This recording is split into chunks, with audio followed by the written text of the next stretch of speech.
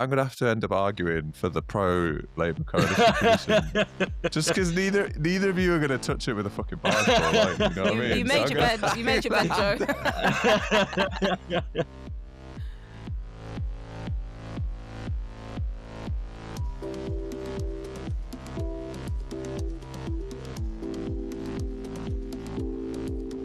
Hello and welcome to this week's Life of the Party, a deep dive into everything to do with your party, the Green Party, the New Left Party, whichever party we all end up being a part of.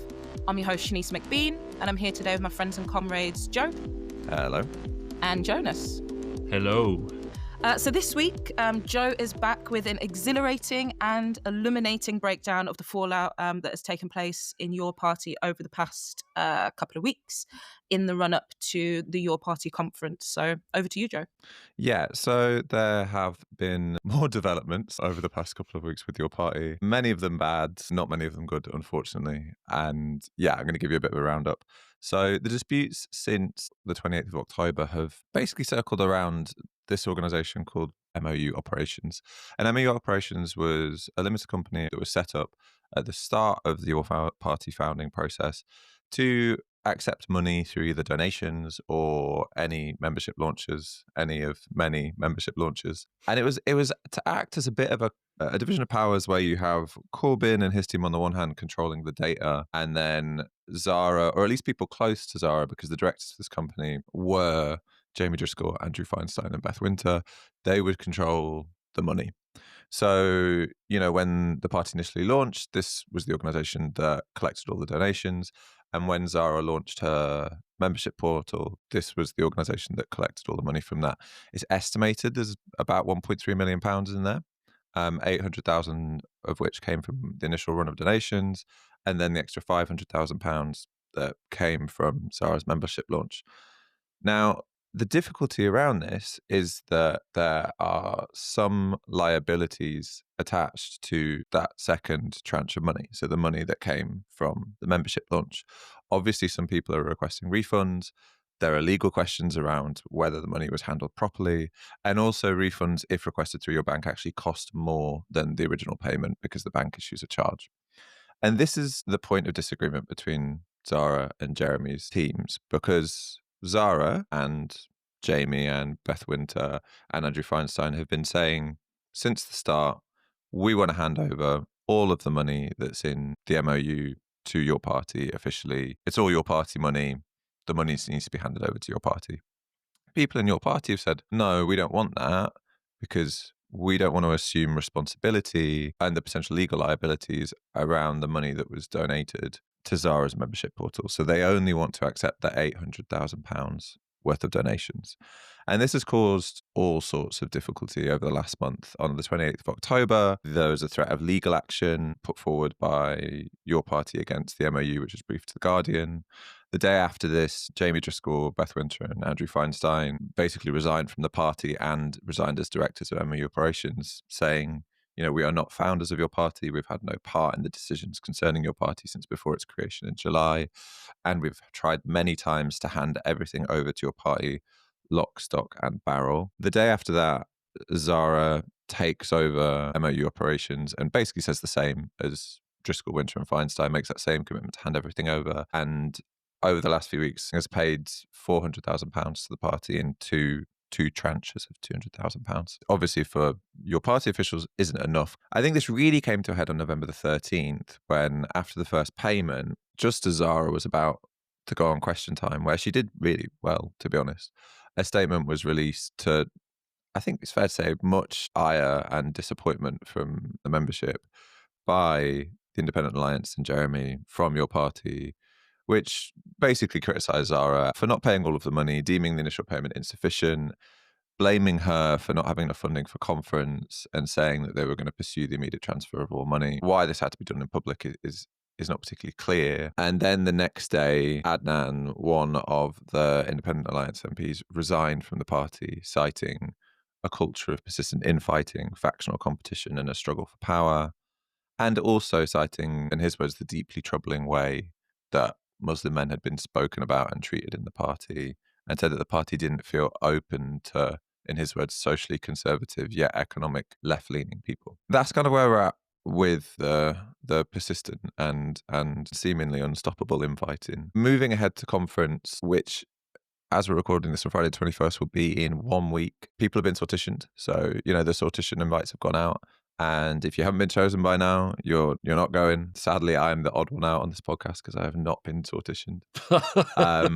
Loser. Yeah, genuinely. What's wrong with me? Like why didn't they want me to come to conference? And it is set to host around 2,000 to 4,000 people. So a far lower amount than the initial, I think, 12 to 16,000 that was mooted. The latest development is that Zara and Jeremy are both running their own seemingly opposing opening rallies before conference. And Zara, I think, launched hers first, and it looks to all intents and purposes to be a way of building for some future leadership bid. And like, you pay for tickets to that event and the money goes into her coffers, not into your parties. Jeremy is now also running one 3/4 of a mile away on the same evening, and basically at the same time. So yeah, that's what we've got to look forward to this weekend. Wow. I mean, it's worth adding to that the Zara has been reported to the parliamentary watchdog over handling of your party's data and finances, seemingly not by the centre of your party, from what I could gather from the news reports, but who knows in this environment. No, I do have the incident that that's not actually from your Okay. party. That's from an outside actor. It has happened, but maybe that's one that's slightly unfair to lump in with your party infighting. Well, that's reassuring. But it's just a bit exasperating, isn't it? And to be honest with you, it's a bit embarrassing as well. All of this, we kind of know that, but if you're an activist trying to build this party and make it work, it's a lot to handle on the ground level to keep people engaged and interested and infused. It's just near impossible. And I don't necessarily share all the politics of the people that you've kind of mentioned there, Joe, in your update. But if you're Andrew Feinstein and you've halved Keir Starmer's vote at the last election, or if you're Liam Mohammed and you came within 500 votes of beating Jamie Driscoll, Wes Streeton. Sorry, Jamie. If you're Jamie Driscoll and you used to be the mayor, you kind of just think, why would you want to be associated with this? Well, I think that's precisely what they've concluded, which is why they've resigned and basically disavowed any role that they may have had in it. Yeah, exactly. Which doesn't bode well for the project. You've turned what should be a moment of excitement and celebration in the face of all of the horrors that working class people face at the minute into kind of a bit of a student union circus. I mean, but despite all that, I mean, I love myself so much that I applied to go to the conference on the 29th of November, and I've been sorted to go to it. See it, say it, sorted. Which you probably won't be able to say after the conference either. But yeah, I guess my worries going into the conference is that the life of your party, that was accidental, has been reduced to ex-Corbynistas, the far left, and friends and fellow stragglers. On the one hand, that makes me, it kind of dampens my enthusiasm about the project. But on the other hand, I don't think that's very beneficial to the kind of centre of your party necessarily. I mean, it does seem to me that Zara is actively trying to and succeeding at kind of hegemonizing the kind of far left sects and the various factions of your party. And in lots of ways, they are the most engaged activist part of the organisation at the minute. And so that leaves it in a much more precarious and different position compared to what it was a few months ago before it had formally launched. I guess one small note of kind of hope from the last week is that on the portal, they've released information about your local branch and all of the people that are in your local branch. So I can go onto the portal now and I can see that there are 250 people in Stoke and Newcastle under Lyme, for example, which is kind of okay, there are 250 people. If they don't completely fuck it up, there is the opportunity to do some stuff a reasonable scale, even if it's nothing approaching the scale that was promised. Yeah, I think for me, one of the political questions that has come out of all of this is the question of who is your party for? And I think that question kind of underpins some of the political splits that have emerged in the Independent Alliance. Specifically thinking of kind of Adnan Hussein's resignation. And, I have to admit, when I first saw it, my initial reaction was kind of, oh, thank God, this isn't the kind of person and these aren't the kind of politics that I would want leading your party. But I think actually, taking some time to reflect on the whole thing leads me to a slightly different conclusion. So for me, the question on trans politics is actually speaking to another debate, which is kind of what does democracy look like in your party and who is your party for? Zara's perspective is that, we need to have strong politically principled position on these issues because we're trying to appeal to a core base, which are kind of progressives, the social movements, the wider left. Adnan Hussein's position is actually we need to have debate and a diversity of views on, potentially fractious issues because we're trying to appeal to a wider electorate, disenfranchised voters, people who have been left behind by the main political parties. And for me, this is being pitched as a tension. Whereas actually, like these two cohorts of people, the activated base, the cadre, and the kind of masses and millions of people that we would want to potentially vote for your party shouldn't be conceived as being opposed to each other. They're both essential to the concept of what it means for a mass party to be a mass party. Some people have been arguing, that there are kind of structural issues that underpin these differences in kind of political positioning.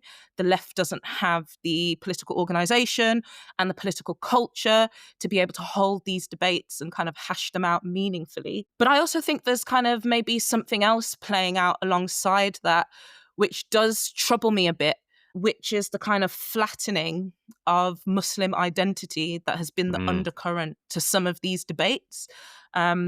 And this has actually taken place on both sides, both this idea that Muslims are just socially conservative. That's all they are. They've got no truck with LGBT politics or feminist politics. And in order to accept Muslims, we have to accept social conservative politics. That's a flattening on the one hand. And then there's a flattening on the other hand, which is, the Independent Alliance represent they're just Gaza MPs. They're just single issue MPs. They don't represent any kind of meaningful political coalition or any kind of broader socialist or left politics. And I think, we have to both challenge these kind of flattening narratives that see Muslim life as just reduced to either kind of issues of culture wars or just Gaza. And I think we have to ask ourselves, what kind of political culture do we want in your party where actually we can hash these things out meaningfully and build the kind of mass socialist party that we need without having to end up either in flattening stereotypes of Muslims or fractious debates online. There surely has to be a better way we can build a political culture. For sure. I think just one of the problems, and to focus on the question of structure specifically, one of the problems is that we're just at the start of that process of building these structures and building an organization within which to have these debates. And two examples I draw from is in New York, there's been a very intense debate that happened a few days ago in a New York DSA meeting where they were deciding as to whether to endorse this guy who wants to run, I think, against Hakeem Jeffries. And, controversially, Zoran Mamdani is quite against endorsing this guy to the extent that Zoran turned up to this DSA meeting and actually spoke against it despite being mayor-elect. And it was interesting because, this was the hottest meeting in town on that evening, and all of the journalists were trying to find out what happened in that meeting, and they were trying to get in, and there were about 1,000 people there. And although some details leaked out, comprehensive readout of the meeting is not really available. And by all accounts, people in that meeting managed to have incredibly high-level, intricate, nuanced conversation in a way where people had incredibly different views, and people won over to one view, and people moved and they changed their opinions. And I think that's possible because the DSA has existed as a structure for a long time, and because they've built trust and relationships with each other. They spent a lot of time in person, and they've won stuff together. And I think just, this is the start of founding a party where people feel responsibility and commitment to it and other people who are in it. And I'm not saying that the culture we have is inevitable. Obviously, we have a very badly modeled culture where the leadership's go-to is to just write statements for Twitter calling out the other sections of the leadership that don't agree with it, which is abject, to be honest, and just needs to stop happening. But at the same time, we don't have those structures yet. to hold this kind of debate and disagreement. And that's why it's going to spill out into more public forums. Yeah, and for me, there's a question of, what is the glue that is holding this project together? I don't think that the concept of a broad church, and some level of political pluralism has to be completely opposed to also having principled politics. We can just look to the Green Party and the current leadership team to see that actually you can have both. But I think of kind of Corbynism and the Labour Party, the glue that held all of these kind of left groups and the membership and the voters together was opposition to the Tories and austerity, and then kind of within the party, opposition to the Labour right. And your party doesn't yet have that glue. Those kind of social relationships don't necessarily exist in the same way. People haven't struggled together within the party. You've got Zara Sultana and Adnan Hussein, who I guess in terms of their kind of like political relationship to each other is quite fresh. What struggles have they been in together where they have built partnership and built the kind of relationship that can hold these differences and tensions? And I think that's going to be a major question for your party once it forms, which is the social movement to end the genocide in Gaza enough to hold the coalition together? And I guess the answer that we're getting is maybe it's not. Yeah, I think there's a few things here, right? Like I think that last point's really important, Shanice. I'd also say that like one thing that the four independents had in common with Jeremy Corbyn and Zara Sultana was a kind of anti-austerity politics broadly. And I don't think that's enough to hold things together, partly because like one of the fronts we're fighting on isn't just austerity, right? It's the fact that the cost of living has been raised and it has a deep relationship to the ecological crisis. And you need a kind of broader politics here to hold a political party together and to develop that shared culture. And I guess one of my issues about this whole formation process is the one thing that's really lacked from it is politics generally, right? I mean, I really agree with all the points about structure and the relationship between structure and facilitating a kind of good democratic culture. But we're talking about, like we had a workshop about it locally and it was really nice and people learned a lot and they kind of figured out the kind of democratic process a bit more and it became a bit less opaque thanks to the way it was chaired and hosted. Like we're talking about organizational structures. We're not really talking about vision or what inspires people and so if you combine all of that with the drama and the pettiness and the childishness, like it's just, you're not going to build a good culture and you're not going to have people there who will build a culture with you. It's like really crucial. And look, we kind of covered where we disagree with Adnan Hussein in particular on some of his political statements quite a bit on this podcast. And, I agree with Zara Sultana on trans solidarity, on anti-Zionism, on NATO, on kicking the Israeli ambassador out of the country. I'm one of those people in the country who shares those politics. But I'm not that interested in a kind of declarative politics. If you want to do mass coalitional politics, you can't treat it as a kind of jigsaw puzzle where you just stick the various bits together. Like you have to treat politics a bit more like a mosaic where you're kind of bridging and connecting people together. And my worry is there is nobody at the top of your party or competing for the leadership of your party who is thinking in those terms. Yeah, and it's really worrying because the quite powerful and incredibly fruitful and productive coalition that's been built up between, in broad brushstrokes, Muslim communities and natural lefties and progressives is now being damaged by this public fallout in your party. And it shouldn't be lost on us that the two main antagonists of this, Zara and Adnan, are both Muslims. But obviously Zara gets decoded as a non-Muslim because she's a woman or she's a millennial or young, you know what I mean? But I think that is playing out, and how much of an effect it'll have, I have no idea. It's not that there aren't other places that coalition can express itself. That coalition is expressing itself in the Green Party too. It's not just solely a your party thing. But we should remember that the right have always tried to do stuff to break down this coalition. Specifically, they'll focus on LGBTQ education in schools and social issues to try and draw lines of distinction and dividers. And it's just kind of depressing that we're helping them in that.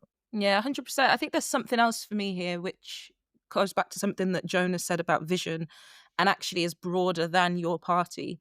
Neoliberalism and the fallout of the global financial crash it kind of meant that the economic system that we're living under was no longer able to meet the aspirations of the working class. You know, the idea that you could be socially mobile, for example. But at the same time as no longer meeting the aspirations, it doesn't have a vision for kind of what a new economic framework needs to look like. And actually, that therefore becomes the kind of key terrain that your party needs to fight on, which is what is that vision for how we reorganize society to meet people's basic needs, but also their aspirations. And the right has a story for that. Get rid of the black and brown people, get rid of the foreigners, and then we can reconstitute the economy in order to meet the needs of British people. And I think this lack of a vision, both a lack of a socialist vision, but actually just a vision of what society needs to look and feel like in general across the left, is a huge problem. It goes back to that question of the glue that I mentioned. And this is a problem that the Green Party have as well. I know Zach Polanski would disagree with this, but we hear a lot about the wealth tax. The wealth tax, the wealth tax. The wealth tax is problematic economically for lots of reasons. And there is no real sense of, well, what is the vision of society that the Green Party is putting forward? And I think the same issue exists with your party. And, you know, that therefore means that lack of vision, that lack of glue, that lack of coherence at the top of your party then means that ego and personality become the kind of fundamental organizing principles of your party, as opposed to disagreements or debates or tensions around what the vision and therefore what the strategy and tactics to get to that vision are.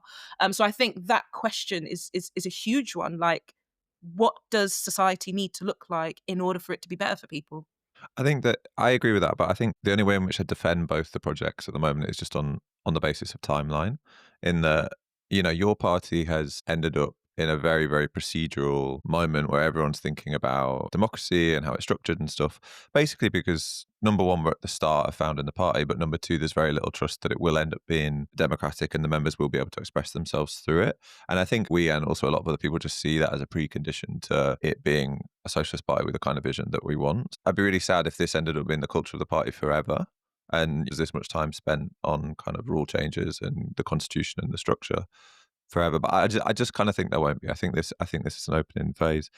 And then with the Greens, yeah, you're right. Like they don't have that expansive vision yet. Although I think Zach has tried to do it in some of his videos, which weren't specifically about a wealth tax, but they tried to tell a bigger emotional story. But it's early days, and you know he's only just been elected, and the Greens are an ideologically incoherent party that are rapidly changing, and the composition of which is rapidly changing. So I think we can wait a little bit more for that. There's also this other thing which is kind of riffing on last week's conversation about Zoran and New York, and I've been thinking about, which is that at least in emotional terms or storytelling terms, the big vision at the national level is just harder for the left because you kind of run into the nation state quite quickly. And by that, I mean that Zoran didn't have like a big expansive vision for what society should be like, but he did have a very compelling vision for what New York should be like. And part of that vision was rooted in a very strong, big and inclusive identity of being a New Yorker and the joy of being a New Yorker. And I think he did that really, really well. I think it is just easier to do that from the left at either a city or regional level because you can talk about being a Londoner or being Mancunian or being from Yorkshire in ways which are quite open and really quite progressive. Whereas you just run into the kind of progressive patriotism debate quite quickly.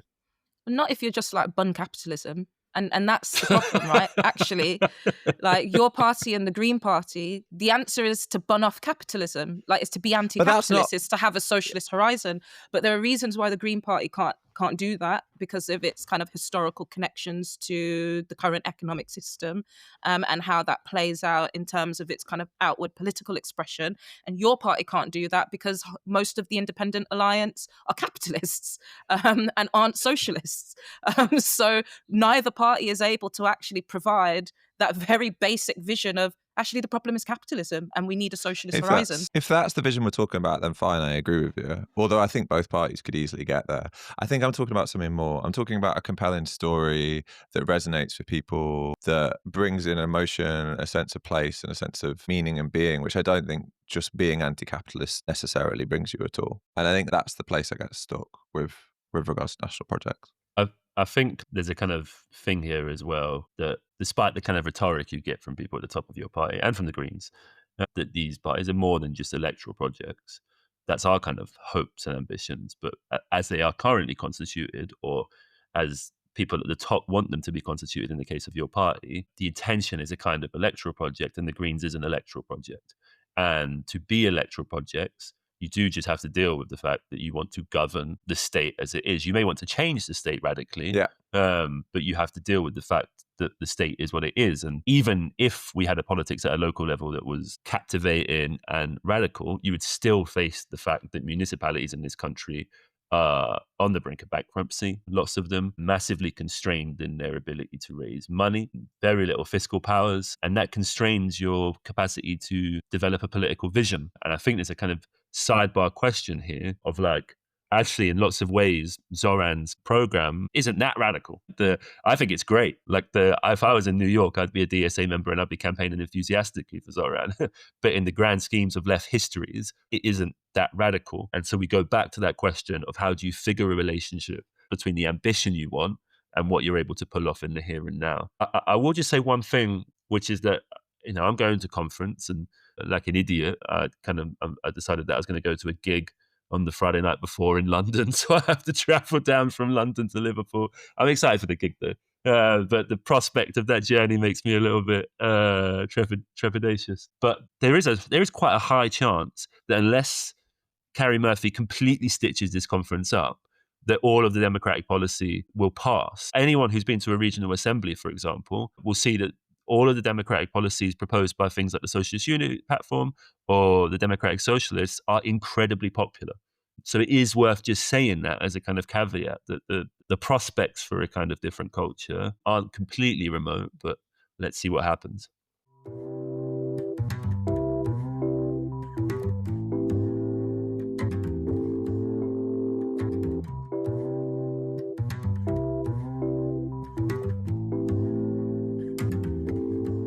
Well, actually, that is the perfect segue to your hot take, Jonas. It's a shit show, but you're here to argue that not all is lost. So I want to hear it.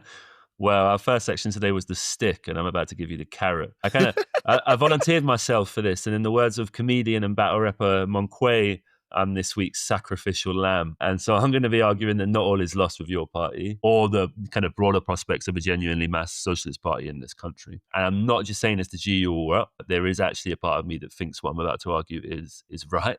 I can't remember who said this. It was either Ralph Miliband or Tony Benn, but I can't find it sourced online, who said that the only thing worse than being in the Labour Party is being outside of it. And whilst I don't think this is remotely compelling anymore as a statement, I think the starting point for the argument I'm going to make is that we do exist in a really exceptional historical moment, not just in the history of global capitalism, not just in terms of the planet's ecology, but also in the kind of political trajectory of the British state and British capitalism. In 1964, Perry Anderson and Tom Nairn wrote an essay for the New Left Review titled Origins of the Present Crisis. In this, they argued that the crisis of the British state throughout the 60s could be traced back to the sort of dwindling of the post-imperial settlement, which had kind of never established its own firm productive footing and was now kind of experiencing a profound process of decline, which was rooted in the kind of archaic political structures and composition of a capitalist nation which had never experienced a complete bourgeois revolution. One of the novelties of the kind of British class structure identified by Nairn and Anderson was the kind of distinctiveness of the political representation produced by the corporatist, the sort of compromised outcomes of generations of class struggle. So Britain didn't produce a socialist party, nor did it produce a mass communist party. It produced a Labour Party.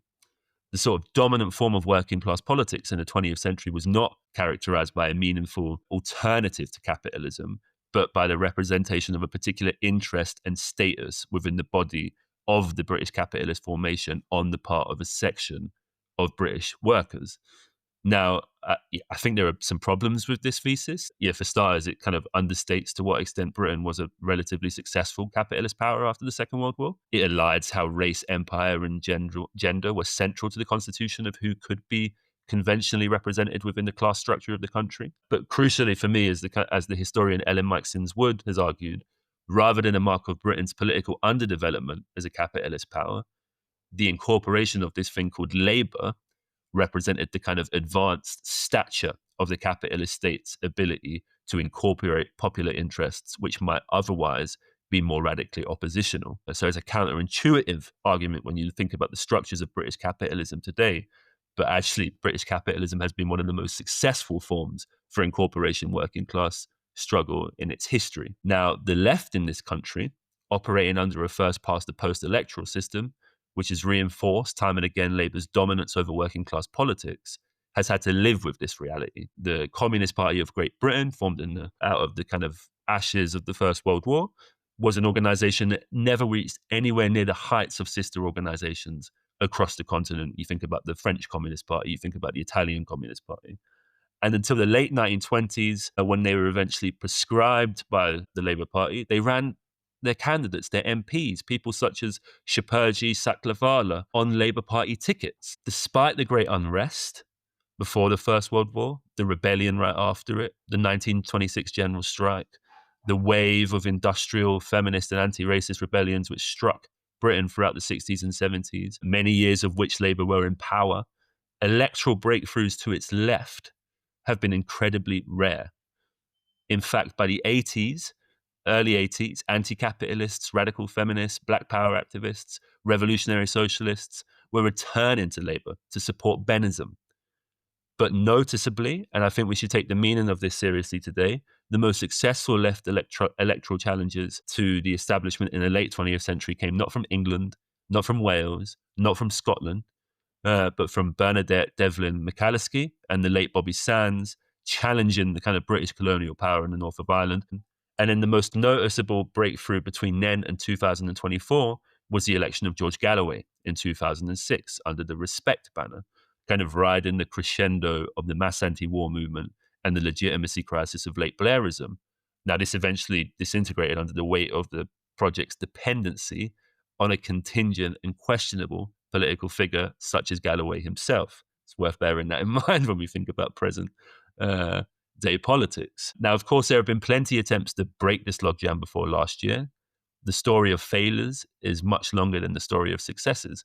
Left unity formed after the inspiration of Syriza and Podemos, but was quickly overshadowed by the rise of Corbynism. There are plenty of other less noticeable flashpoints and attempts to do this. The Trade Union and Socialist Coalition, Tusk, is one that often comes up in discussions of this nature.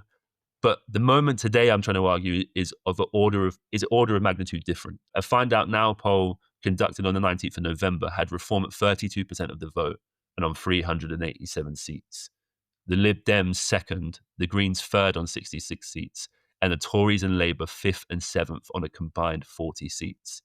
Now, I don't necessarily think that's how a general election will turn out. Yeah, for those who can't see, Shanice is currently dancing.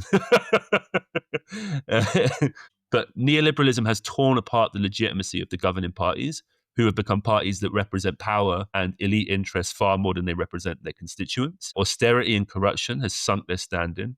The social contract that Shanice alluded to earlier has completely broken down, and these developments have been undergirded by a process of political recomposition, responding to the reality that the Team A and Team B of British capitalism, that's the Tories and Labour, have seen their social base and their electoral base wither, disengage, and turn to newer, more radical political ventures on both the left and the right.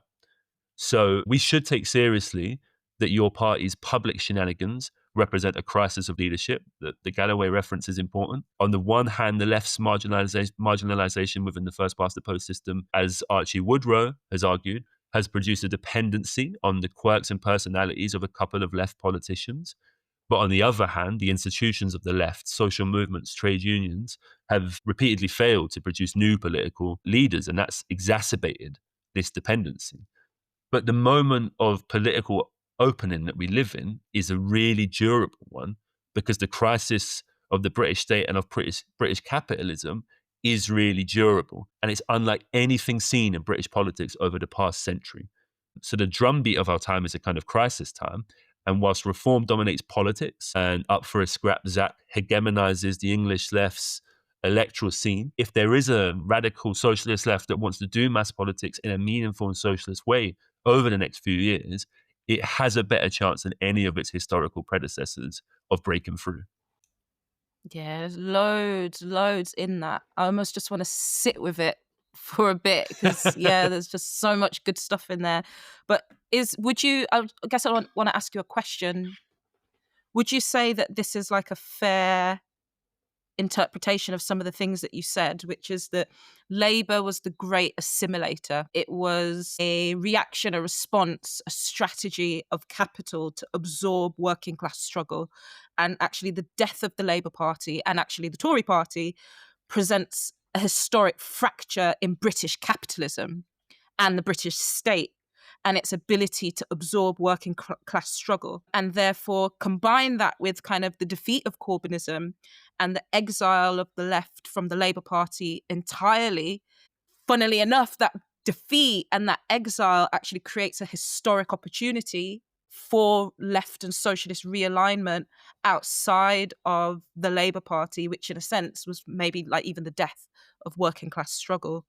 Would you say that that was like a fair interpretation of some of what you said? Yeah, I think that's absolutely right. I mean, Labour has always been historically, in its existence as a kind of mass politics, the mediator of class compromise between workers' interests, so representing workers' interests to capital, but also, just as the trade unions do, representing capital's interests to workers. And when you lose that, you lose something fundamental to the reproduction of capitalism in this country.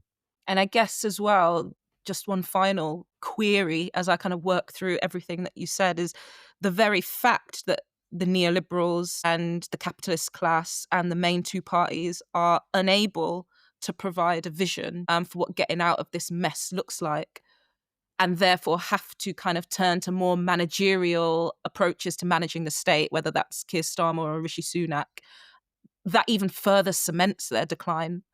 Because, not only are there these kind of structural issues, but actually people just become utterly fed up with what these two main parties are offering, which is nothing. Yeah, I think that's right. And there's also this kind of thing that, like, we talk a lot about, like, working class composition and how the working class has changed in this country. But so has the other side. We don't have a national ruling class in the same way that we might have in the 20th century. We have a highly globalized, highly internationalized ruling class that doesn't have the same forms of kind of collective association. And the state simply isn't what it was. So it can't be that kind of vehicle for representing collective capitalist interests in this age of financialization in the way that it might have been a kind of terrain to reach that goal in the 20th century. Yeah, and I think this kind of like long history and arc that you're providing is a really useful counterpoint to what we've all been doing and what we just did in the news section, which is a big focus on, the contingent and the day-to-day and the ins, like the ins and outs of the latest gossip or mistake or infighting from your party or whatever, which if you focus on for too long and you spend too long thinking about it, it can make everything seem completely hopeless. But there is a very strong argument that the conditions are as such that even if as a party or as a leader you make a ton of mistakes, there is still so much potential. And you can look at your party in a bit of a different way, right? You can look at the fallout of its launch and the leaders fighting continuously to an extent which seemed almost impossible. It would be really hard to conceive of this level of public infighting at the launch of a party before it actually happened.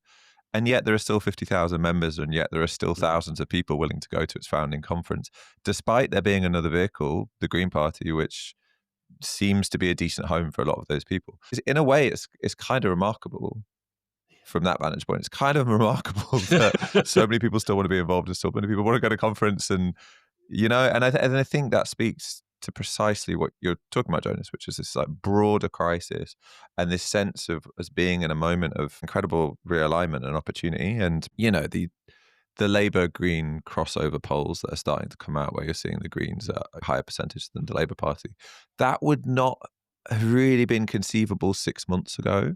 Yeah. Like it's quite hard sometimes to grasp how fast the possible is changing and the parameters of like what we think is going to happen and not happen is changing. Like 6 months ago, Zach wasn't leader of the Green Party. Your party maybe wasn't even launched. You know what I mean? Like it's just like another era. And now we're in this place where, it's not a crazy thing to say that the Green Party could replace Labour as the centre-left party in the UK. And if the current trajectories hold, could benefit at the next election from big and very powerful anti-reform vote, which actually pushes a lot of Liberal Democrat voters and Labour voters towards the Greens in an effort to keep Reform and Farage out, because the Greens are actually the most viable option. Like, what a mad thing to say. What a mad thing to say 6 months ago or 3 months ago. And yet I can now say it, and it's actually really quite reasonable. And I think it's just, it just really speaks to how we have to not reason from a history in the current moment. Like, I remember a lot of people talking about the independents that ran in the last election and saying, well, look, this never works. No one wins on an independent ticket. Under first past the post, it's just too punishing. And then they did. And then they just did it, And I really think that we have to grapple in a really deep way with the moment that we're in, because I agree with you. It feels incredibly unique. Yeah, and I guess there is a question that all of this raises, which is, how does the left need to respond in this climate and in this context? And in preparation for this podcast, I was reading the different interviews and positions people like James Schneider and Andrew Murray and others have on, well, I guess the what is to be done question. And this theme of political construction, or maybe political reconstruction, kept coming up in what I was reading. And this idea of your party being a vehicle for reconstructing the working class as a class, as a conscious class in and of itself, and what that means being kind of multipolar. So, for example, there's this concept of needing to rebuild popular power, the Thatcherite destruction of working class infrastructure, working class institutions, the ability for working class people to democratize their day-to-day lives is maybe the kind of purview that your party needs to take in this moment. But then I think maybe more relevant to some of the fallout that's happened is this idea of creating popular unity, which is, how do you convert a sociological majority into a political majority? And I think this is where I do agree with you, Jonas. There is lots of opportunity, but actually the stakes are really high. And actually all the wrangling and the public fallout is really irresponsible, because, there's opportunity, but there's not endless opportunity. And for me, when we think about how we convert the majority of the working class into kind of like a political majority, it does require coalitions. It does require bringing people together in a mosaic, as you said. It requires us not abandoning our base, not abandoning social movements, not abandoning progressive politics, but really thinking through, how do we build a coalition between those people and the millions of Muslims who are completely disenfranchised because of the genocide in Gaza, and the millions of working class people in rural areas whose life hopes and aspirations have been completely dashed by neoliberalism. And in some ways, and maybe people will disagree with this, in some ways Zara Sultana and Adnan Hussein kind of represent two poles of what absolutely must exist in your party. And the fact that they can't find a way to kind of bring the different things that they represent, this kind of broad church politics of the masses and the kind of politically principled politics of our base, the fact that they can't find a way to bring this together, for me, is really troubling, because in this moment of opportunity, it's bringing together these cohorts that it is exactly needed. It's reconstituting what popular unity looks like, exactly what's needed. For me, it's a bit, worrying that the very task that needs to be done is failing so badly. Yeah, I mean, I'm not here to put an optimistic gloss on your party, although at least I'm still a member of your party. Well, you're gonna have to be. What? You're gonna have to be. Wow, this is just. What's going on there, mate? So, Yeah, looks like your party is your party. You know what's someone who listens to this podcast. I don't know which one of you it was. Someone has dobbed me into the Green Party for dual carding. So I got to go through like a formal complaints process and everything. And I got an email about it last night. Like, who did that? Who sent that email? Who are you? Anyway, so look, I have to be more optimistic about your party now, because it's the only one that I've got. We need some music right at that sentence that is really sad and forlone to kind of. I'm meet not your doing mood. that. There's no way. There's no way I'm doing that. But just I suppose this is just a question for it's a question for you two then. Like, if if we take this view that we have a historic opportunity to kill the Labour Party, that's one way of interpreting what you just said, Jonas. Like, what is our orientation towards the left in the Labour Party, the potential leadership election that's coming up? Obviously, Tribune just published an edition the last week or two where they've, got various contributors, Jeremy Gilbert, other people, I think John McDonnell was in it too, basically making the argument that it's productive to have a left in the Labour Party because you can have this kind of synergistic relationship with the left outside the Labour Party and the left inside the Labour Party. And if the left outside the Labour Party is strong, then the left inside the Labour Party has more leverage. There's obviously talk about Andy Burnham potentially becoming leader if he can find his way into Parliament. But that leaves us in an interesting position, right? Because you have one school of thought which actually cheers on Streeting because they take the bet that Streeting would be the death knell for the Labour Party because he would just be Starmer Mark II, and it would give us the opportunity as part of your party or the Green Party to surge past them and replace them as the left of centre party.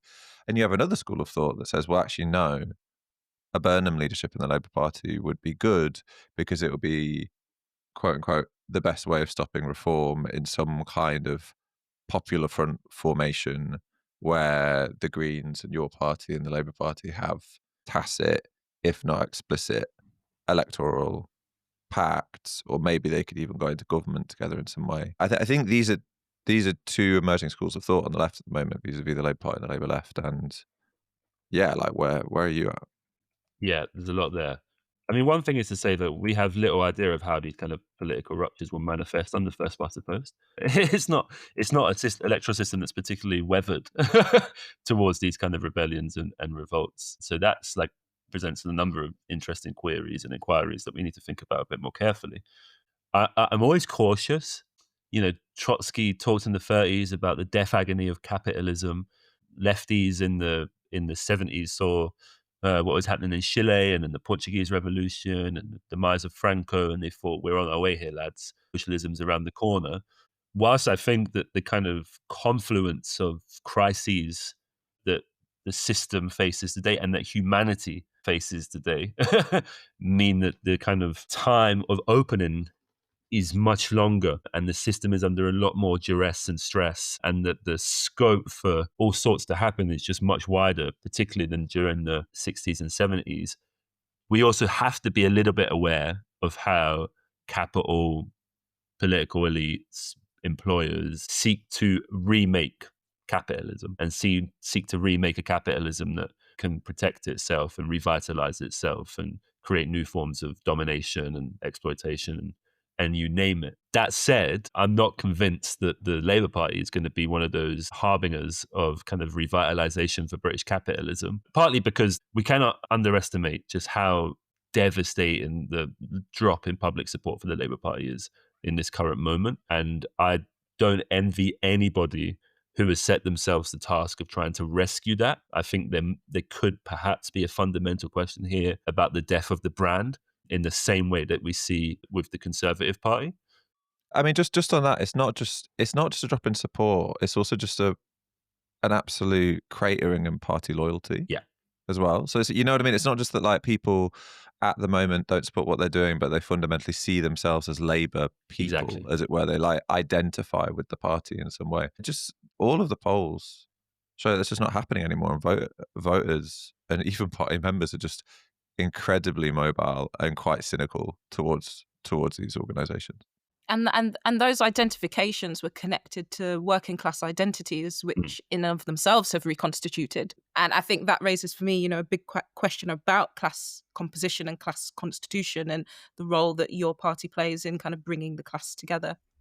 Yeah, absolutely. And at the minute, what identity is the Labour Party trying to chase? It's trying to chase the kind of identities that have been conjured up over decades by the political right in this country, from Enoch Powell to Nigel Farage. It's not trying to construct its own political identities in which it can draw support from. And then there's this kind of question that, like, some of the biggest swing voters in today's politics aren't between Labour and Tories, they're between Reform and the Greens. So that's like one of the choices. I mean, Reform to Green switchers will become increasingly a thing that people talk about and pick up on, and it's going to completely fuck with people's ideas of what politics is. Yeah, exactly. And so, look, I wouldn't go as far to say that the soft left taking over the Labour Party again in a couple of years' time or a year's time or whenever Starmerism completely collapses will have the same kind of path of counter-revolution that Starmerism was. Starmerism was a counter-revolution against Corbynism. This wouldn't be the same thing. I just really think any kind of soft left attempt to revitalize that organization would really struggle against the fact that the Labour Party is, in any meaningful sense today, a ruling class party, representative of ruling class interests. And even the soft left, I think, will struggle when you think about the kind of centrality of foreign policy questions and the question of empire in terms of cleaving people off to Labour's left, will struggle to drum up support. Andy Burnham supported the Iraq War. These things don't vanish and go away. So I think it's worth thinking about those things in context. The only caveat I'd say to that is that, I think amongst maybe an activist base or a layer of people who identify as progressive activists, but Burnham is just, at the moment, at least, a very popular character in any poll that you look at. Like, he's one of the only politicians with sizable net positive favourability ratings if you buy into that stuff. So I don't know. I can kind of buy that he might have a certain mass appeal that could take some votes back from Reform potentially if he de-emphasised the Labour brand and increased his own. I'm just very sceptical as to whether that would be a good thing for the left or not, because of all your arguments around how Labour has been the constraining force on the British left and the reason why we've never had a proper socialist or communist party, the fact that it does seem like a moment to be able to destroy and replace the Labour Party, and that actually seems practically possible. My only fear with this, and I really haven't decided on this question yet, is that if your project in the moment right now is to destroy the Labour Party and replace it with the Greens, your party, or something else, that antagonistic relationship towards the Labour Party is just going to risk a reform government in various ways. It's going to mean that you're not going to want to ally with the soft left Labour Party. It's going to mean that you're going to try and overtake them rather than work with them. It precludes National Popular Front style coalitions like they had in France to win more seats against the right at parliamentary election. It does all of that. And I think your judgment as to whether that's a good idea or a bad idea then rests on, and this is way too big for this podcast and we need to do a different episode on it, but it rests on how scary you think Farage is. Like, do you, as Zach Polanski and other people say, think that Farage is a fascist and he's going to come in and strip us of basic democratic rights and have an assault on the press and freedom of opinion and stuff? Or is Farage the Tory Party 2.0, a kind of new model Thatcherism, maybe more similar to Giorgia Meloni in Italy? And yeah, it wouldn't be great if he got in, but it wouldn't be that materially different from another Tory government. I think a lot hangs on your judgment of that, and I really don't know where I sit yet. I think it's an open question of whether a soft Labour Party is even a possible thing that can exist. Whether Andy Burnham becomes leader or not, or someone like him becomes leader, or the soft left, manage to wrangle greater control of the Labour Party, they're still going to face the same crisis of capitalism and neoliberalism that the current machine of the Labour Party are going to face. And they may start soft left and end up somewhere completely different. And, that's exactly the same dynamics that are going to impact and affect a reform government as they would affect a Corbyn or a Zara Sultana or a left-wing government as well. And those contradictions don't go away regardless of who's at the helm. I think there's a lot here. The one thing I would say is it does seem pretty sure at this stage of history and time that the Labour Party is presently the best in the business at immolating itself rather than anyone else. Better than your party? Yeah, well. Better than your party? Maybe second. Come on. But, the ceiling has been much higher historically for the Labour Party.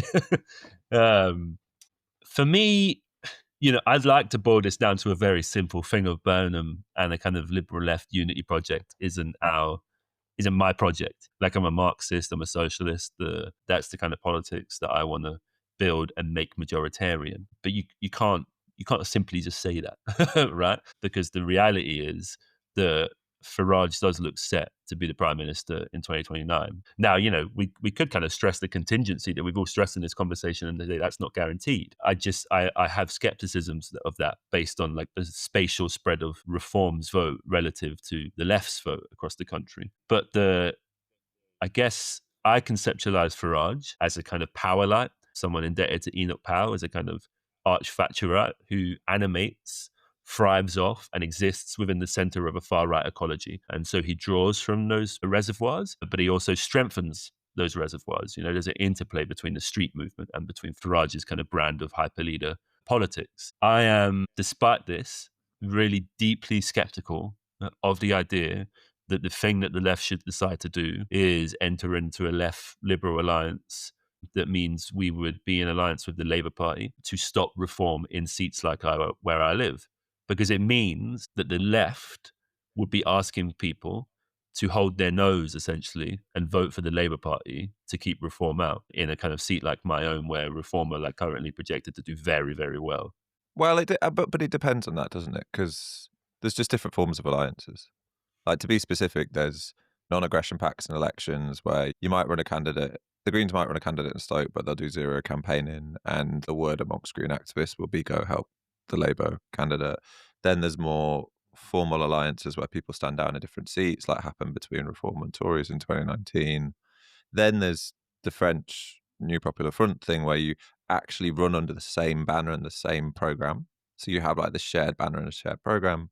And then there's obviously the conversations about would there be alliances when in government rather than just in the election? And then those can range from supply and confidence deals where you don't enter government and you just support minority government from outside, right the way to a coalition. And I suppose I just wanted to interject with that because I do think the specificities of which arrangement you're talking about are important. I think so, but things would have to drastically change quite quickly for the Labour Party to not be the kind of first point of opposition to reform's dominance in a place like Stoke, where reform are likely to sweep both seats, and Labour is still the second biggest party in the most urban constituencies. And so that does create a set of political imperatives for people here. Where the Labour Party has typically been the kind of organizer of people's misery in the city, the left would be asked to rescue it. Essentially, one, I ain't doing it because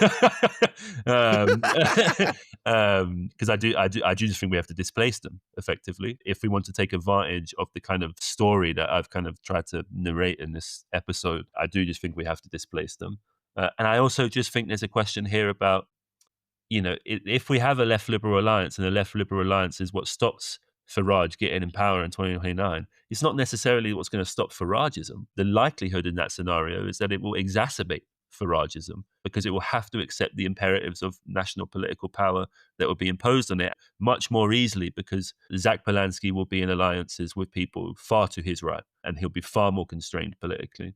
And in that scenario, I think two things. Like, one, we need to be arguing for a kind of politics independent from the ruling class, like an independent majoritarian anti-capitalist politics. But at the other hand, something that has been kind of pushed quite a bit by Black Lives Matter is we have to prepare for what reform are like in power.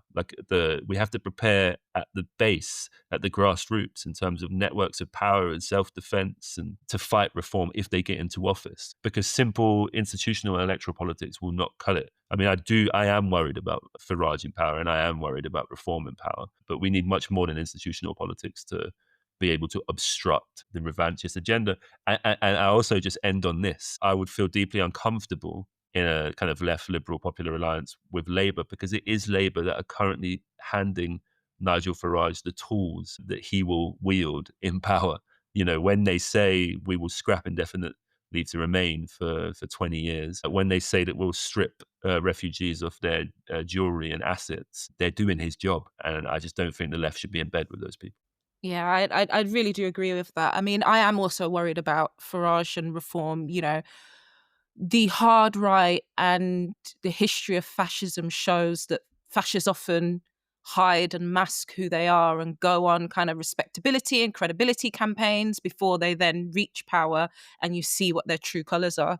So it's hard to say what a reform government will look like in this current context where reform and Farage is kind of building his mass appeal and building his respectability and credibility. But I think we also have to think about our credibility. I think being in lockstep and being in coalition with the Labour Party that both got us here. Again, if we zoom out and look at the macro level of kind of the rise of fascism and the role that liberal parties and moderates and centrists play in appeasing and facilitating fascism before it then arises, we're in that place with the Labour Party Party now, that is exactly what Shabana Mahmood is doing. She is facilitating and appeasing in order to absorb the far right, when actually she's giving strength to it. And that is historically the role that centrists have played a quite decisive role in kind of like the rise of fascism.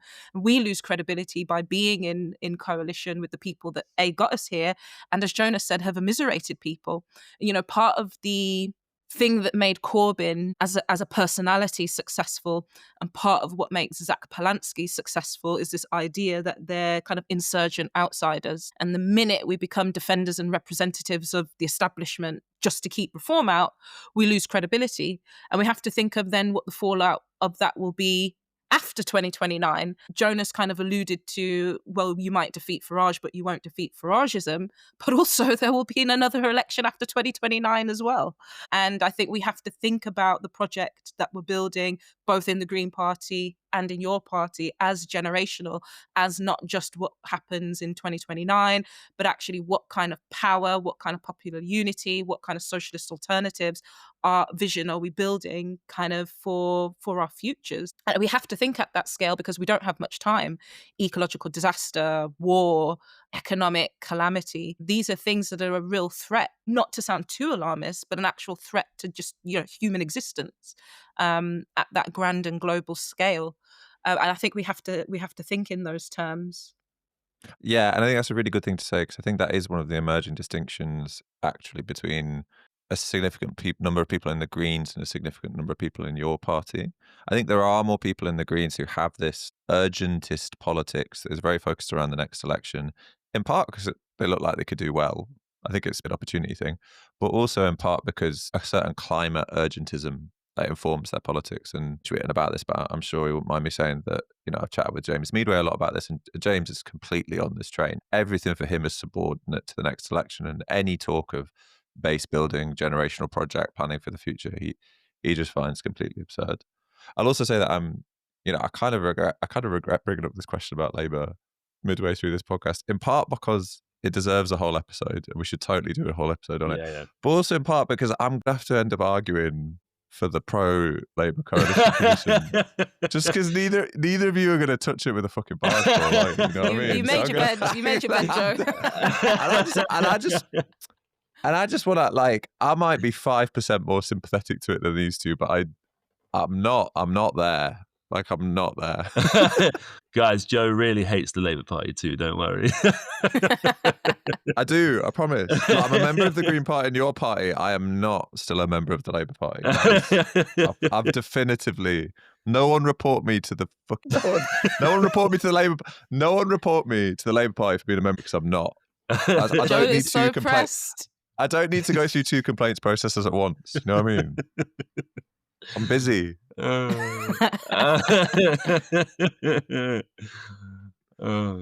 on that happy note, I thought that was a really good conversation, and I'd love to hear the readings that I guess have informed some of your thinking on these questions. Let's start with you, Jonas. Well, yeah, you know what I'm like. I'm not going to do that. I'm going to share a completely different reading. Rebel. No, but this week's recommended reading for me is Melinda Cooper's book, Counter-Revolution, Extravagance and Austerity in Public Finance. It's just remarkable. It's a remarkable book. It's a kind of fantastic genealogy of the growth of the new right in America as a kind of contingent social and political force committed to the disempowerment of the labor movement, the Black freedom struggle, and feminism. And through, the redefinition of kind of property, welfare, and body politics, really. And it kind of asserts tax assets as central to the neoliberal counter-revolution. And it asks us questions, kind of drawing upon in and against the state notion, and it was popular under communism, but is much more than what it was then, and kind of post-Keynesian economics. It asks us what a kind of distinctively communist fiscal politics and political economy might look like, in a way that I just think the radical left so often avoids or thinks is basically settled. So, I really recommend that. And how about you, Joe? I've just been reading fiction this week. I've been having a total fiction week. I'll go for Helen Walsh's Once Upon a Time in England. It was one of my favourite books as a kid, actually, and I'm reading it again. It's still brilliant. It's about a working class family growing up in Warrington in the 70s and 80s, and he's this kind of like wild red-headed soul singer that has this like potentially exciting career in front of him, moving from the Irish clubs of Warrington to maybe top of the pops. And she's his South Asian wife who faces incredible racism in Warrington, and it's their struggles of bringing up a family, their moving from a working class inner city life to a suburban life. It's just like beautiful writing about people and class and race, and yeah, can't recommend it enough. I love that. And my reading is, I think, a little less exciting than yours, Joe. But my partner, helping me prepare for this episode, got me a copy of Oliver Eagleton's Your Party, The Return of the Left. And I was a bit snooty about it. I was like, I'm not going to read that. But actually, James Schneider's interview with Oliver Eagleton, called Building the Party, I just found really clarifying in terms of understanding what the opportunities are in this moment and kind of where your party should orientate itself in terms of reconstructing our political program and reconstructing the working class as an insurgent and as a kind of political force. And yeah, just reading through it, I was like, okay, yeah, the strategy is starting to come in my head now. And then it made me pissed off that those at the top of your party were fudging it so badly. But yeah, I would really recommend reading James Schneider, Building the Party. It was really good. All right, well, thank you so much. I guess both Jonas and I are going to the Your Party conference next weekend for our sins. So I'm sure next episode we will have some things to say about that. But in the meantime, please do follow us on Instagram and on Twitter. Comment on Spotify. We broke 1,000 followers on Spotify, which is absolutely incredible. Mate, it's like 1,300 now. There we go. We're smashing it. We really appreciate the support, folks. This is a people-powered podcast, so every share makes a difference. And if you want to contact us, get in touch with us at podlifeoftheparty@gmail.com. Peace out. Laters. Bye.